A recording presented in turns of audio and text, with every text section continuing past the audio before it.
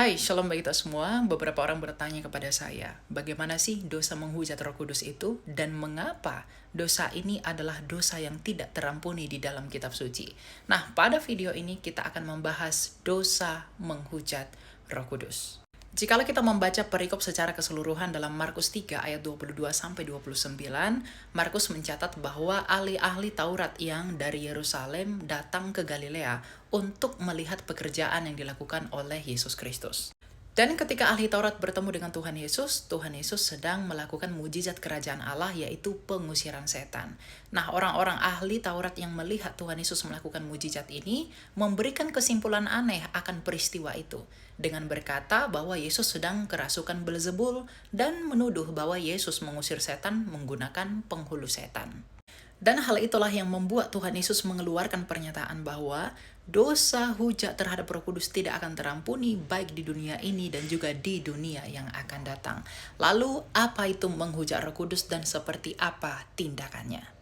Jadi, pengertian menghujat Roh Kudus adalah ketika seseorang yang telah diterangi hatinya oleh Roh Kudus sampai benar-benar sadar dan mengerti bahwa Yesus adalah Kristus dan Mesias, tetapi ia menuduh bahwa Kristus berasal dari setan, maka ia telah menghujat Roh Kudus. Sama seperti ahli Taurat yang hatinya telah diterangi Roh Kudus melalui pekerjaan Yesus Kristus, yaitu pengusiran setan, tetapi mereka malah menuduh bahwa Yesus sedang kerasukan setan dan mengusir setan menggunakan penghulu setan.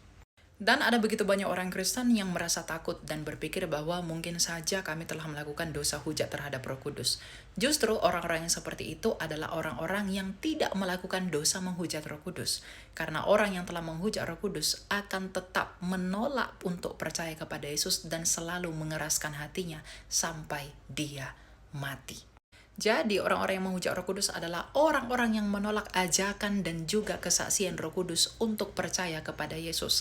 Karena di dalam Yohanes 15 ayat 26, Tuhan Yesus berkata, "Jikalau roh penghibur, roh kebenaran yang keluar dari Bapa itu datang, ia akan bersaksi tentang aku."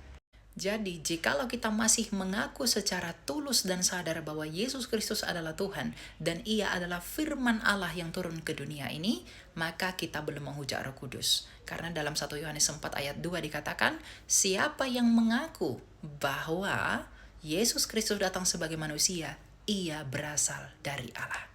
Dan buat kamu yang sudah mengerti dengan benar bahwa Yesus Kristus adalah Tuhan, jangan murtad dan jangan tunda untuk datang dan percaya kepada Dia agar tidak terjatuh ke dalam dosa yang tidak terampuni, yaitu hujat terhadap Roh Kudus.